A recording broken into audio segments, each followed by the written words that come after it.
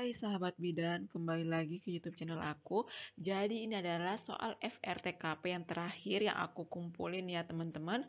Karena mulai besok aku bakal bahas soal-soal FR untuk kebidanan. Oke? Oke, soal pertama. Anda adalah seorang manajer di instansi pemerintah dengan budaya yang kurang ramah dan kurang responsif dalam pelayanan. Anda merasa perlu mengubah budaya tersebut untuk meningkatkan pelayanan kepada masyarakat.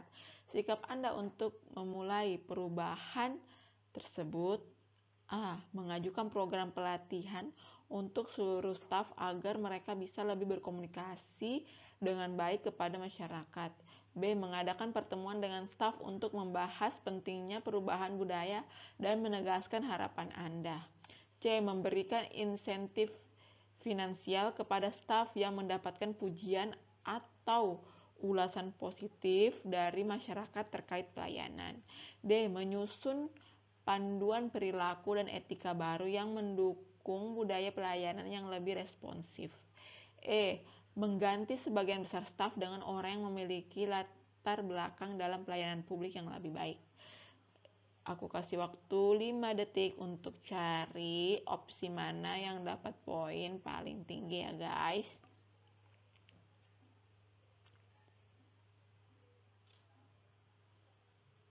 Oke. Nah, ini ya. Jadi, kalian sudah lihat ya di sini yang paling tinggi nilainya itu di opsi B. Dapat 5 poin. Nah, kita ke ininya dulu ya, ke data fokusnya. Di sini data fokusnya adalah mengubah budaya pelayanan yang kurang ramah dan kurang responsif dalam pelayanan. Oke, teman-teman. Nah, kenapa kita di sini saya langsung pilih opsi B? Karena menurut saya opsi B itu kan opsi yang paling cepat actionnya. Kan di TKP itu kita harus memperhatikan action yang lebih cepat, tepat begitu ya. Nah, opsi B itu ada actionnya, dimana dia mengadakan pertemuan dengan staff, kan? Nah, yang mau diubah ini apa? Budaya atau kebiasaan yang dimana kurang ramah dan kurang responsif. Menurutku kurang ramah itu kan berarti kita harus lebih banyak senyum dan lebih ramah begitu kepada customer atau orang-orang yang akan dilayani. Terus responsif, itu responsif itu maksudnya tanggapan kita tanggap terhadap layanan yang diberikan. Apa keluhan dari customer service itu kita layani dengan cepat dan tepat. Nah, seperti itu ya teman-teman menurut saya ya. Nah, kalau opsi A mengajukan program pelatihan, ini bagus, cuman masih butuh waktu yang cukup lama ya teman-teman. Kita mengajukan program lagi, sementara kita harus cepat ini mengubah budaya yang kurang ramah. Menurutku kalau cuma kurang ramah ini cukup kita mengadakan pertemuan saja, terus membahas pentingnya perubahan budaya supaya kita lebih ramah terhadap customer atau orang-orang yang menerima pelayanan. Terus opsi E ini ya, mengganti staff itu menurut saya kalau mengganti itu kurang apa ya teman-teman? Kayak kurang kurang apa ya?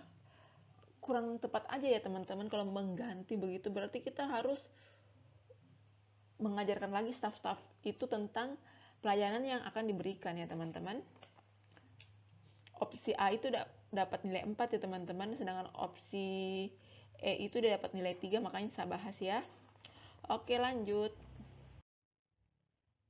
Nah, ini dia nomor kedua. Nah, setiap soal itu teman-teman ya, kalian harus baca dengan cermat dan cepat ya. Terus jangan lupa cari data fokus dari setiap soal itu. Oke. Nomor 2, Anda adalah seorang kepala sekolah SD yang sedang menghadapi tantangan kurangnya anggaran yang memadai untuk meningkatkan kualitas pendidikan di sekolahnya.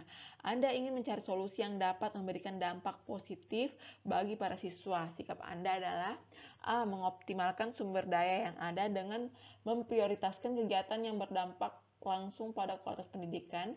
B. Mengajak komite sekolah dan orang tua untuk bersama-sama mencari solusi kreatif dalam mengatasi keterbatasan anggaran. C. Mengajukan kerjasama dengan lembaga swasta atau pemerintahan untuk mendapatkan sponsor dalam bentuk bantuan pendidikan. D. Mengembangkan program sukarelawan yang melibatkan masyarakat untuk memberikan dukungan dan bantuan dalam kegiatan pendidikan. E. Mencari peluang hibah dan dana bantuan dari pemerintah atau organisasi non-profit yang fokus pada peningkatan. Oke teman-teman, aku kasih waktu 5 detik untuk cari opsi mana yang paling tinggi nilainya ya.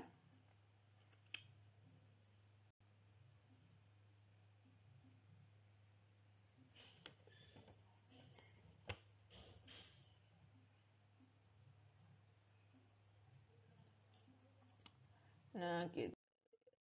Nah, ini ya. Langsung aja jawabannya di sini. Opsi C poinnya paling tinggi 5 ya. Jadi pertama kita tentukan dulu data fokusnya apa. Data fokusnya ini pertama itu kurangnya anggaran ya teman-teman. Terus yang kedua peningkatan kualitas pendidikan. Nah, sikap kita itu sebagai kepala sekolah itu harus bagaimana? Nah, yang seperti kita ketahui, tupoksi dari kepala sekolah itu salah satunya adalah manajerial ya teman-teman, yang dimana kepala sekolah itu harus memikirkan cara terbaik untuk meningkatkan kualitas pendidikan dan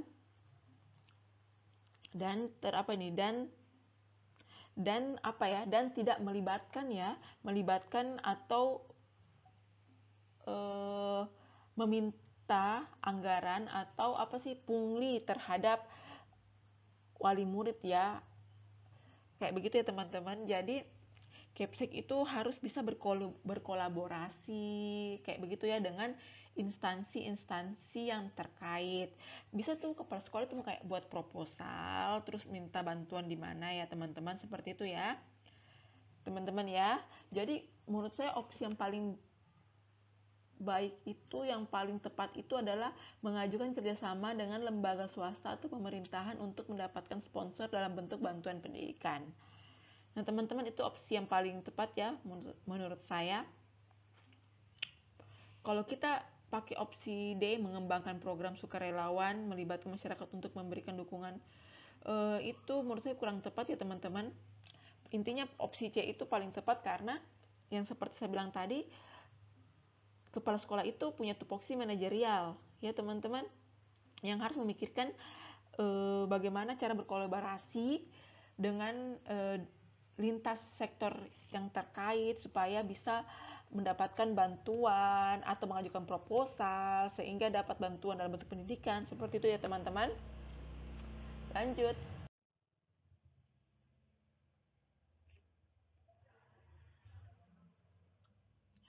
Anda adalah ASN yang bertugas melayani pembayaran pajak dan retribusi. Seseorang wajib pajak datang dengan niatan untuk melakukan pembayaran pajak tahunan. Namun setelah menghitung jumlah yang harus dibayar, dia terlihat sangat cemas karena nominal pajaknya cukup besar. Sikap Anda: A. Menyarankan wajib pajak untuk mencari cara-cara untuk menghindari atau mengurangi jumlah pajak yang harus dibayar. B. Menjelaskan dengan detail komponen pajak dan tujuan penggunaannya, memberikan pemahaman kepada wajib pajak. C. Menawarkan kemungkinan pembayaran secara cicilan untuk meringankan beban wajib pajak. D. Mengabaikan kecemasan wajib pajak dan hanya menerima pembayaran sesuai dengan nominal yang tertera. E. Mengkritik wajib pajak karena tidak mempersiapkan pembayaran pajak dengan baik. Aku kasih waktu 5 detik untuk mencari opsi manakah yang paling tinggi nilainya.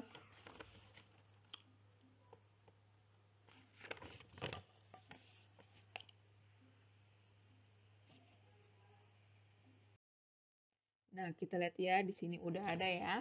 Jadi, kita seperti yang saya bilang di soal-soal TKP saya sebelumnya, kalau ada kalimat negatif itu langsung kalian singkirkan, itu pasti poinnya sangat rendah. Seperti ini ya. Mengkritik wajib pajak. Nah, kita sebagai pelayanan publik nggak boleh mengkritik ya. Kita bisa menyarankan atau memberitahukan. Nah, opsi E itu hilangkan. Opsi D, mengabaikan. kalimat negatif, hilangkan juga. Opsi A ini, mencari cara-cara untuk menghindari atau mengurangi jumlah pajak. Nah, itu sudah tidak betul ya teman-teman, itu juga poinnya rendah. Nah, opsi C, menawarkan kemungkinan pembayaran secara cicilan untuk meringankan beban wajib pajak. Nah, itu bukan tupoksi kita ya teman-teman sebagai pemberi layanan pembayaran pajak ya teman-teman. Itu bukan tupoksi kita, itu atasan ya. Kalau memang dia mau bayar secara cicil, itu tindak lanjutnya ke atasan kita begitu sebagai pemberi layanan.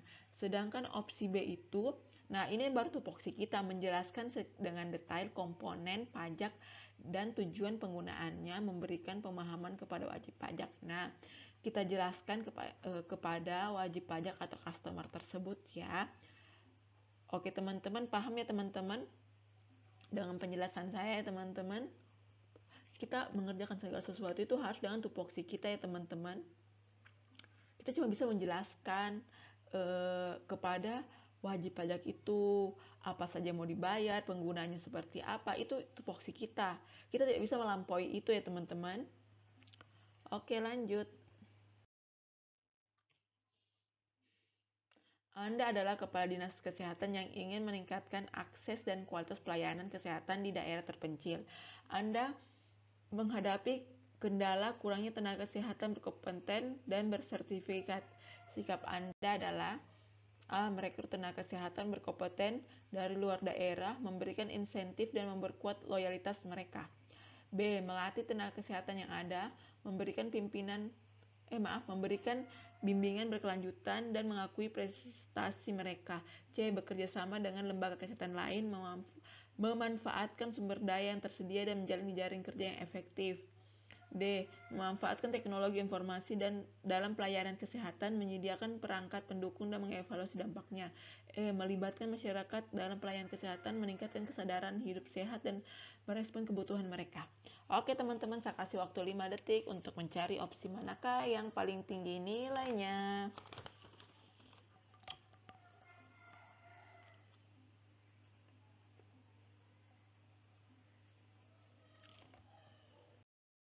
Oke, ini kita sudah lihat ya, jawaban paling tepat itu di opsi B dengan poin paling tinggi 5 ya. Jadi kita bahas dulu nih yang lain-lainnya, ini opsi yang lainnya. Oke, pertama ke opsi E, melibatkan masyarakat dalam pelayanan kesehatan. Ini apa ya teman-teman? Tidak nyambung ya. Oke, maaf ya teman-teman, ini saya lompati data fokus. Pertama kita harus cari dulu data fokusnya ya. Di sini data fokusnya adalah kurangnya tenaga kesehatan yang berkompeten dan bersertifikat. Oke, jadi masalahnya adalah kompetensi tenaga kesehatannya. Jadi kalau kita lihat opsi E itu betul-betul tidak nyambung, maksudnya tidak sinkron. Melibatkan masyarakat, sedangkan yang bermasalah ini adalah kompetensi dari tenaga kesehatannya. Teman-teman ya, jadi menurut saya opsi E dan opsi D itu tidak masuk ya. Nah, opsi C itu bekerja sama dengan lembaga kesehatan lainnya, memanfaatkan sumber daya yang tersedia. Ini opsi C itu betul, tapi itu belum kelihatan apa maksudnya, kerjasama dengan siapa, terus tindak lanjutnya bagaimana. Nah, opsi A, merekrut tenaga kesehatan berkompeten dari luar daerah. Oke teman-teman, kalau ini betul juga masuk, cuman merekrut tenaga kesehatan yang baru itu butuh waktu yang panjang ya teman-teman. Terus ini daerah terpencil, kalian nakesnya itu harus bisa berbaur dengan dengan masyarakat di daerah terpencil.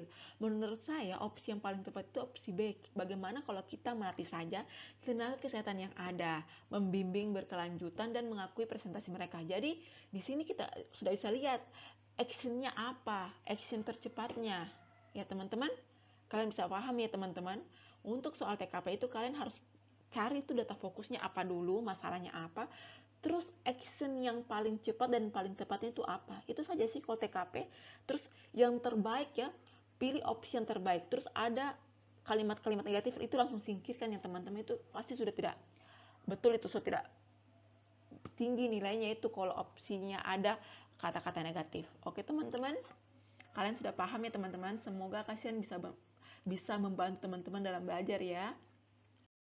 Oke, thank you for watching sahabat bidan. hama, tidak dirasa teman-teman bakal ujian sudah ini, kasihan, semoga teman-teman kasihan cepat lulus ya. Jadi ASN, terus saran saya perbanyak betul belajar TKP. Kalau bisa TKP itu jawab dulu di awal-awal ujian dengan otak masih fresh, terus pilih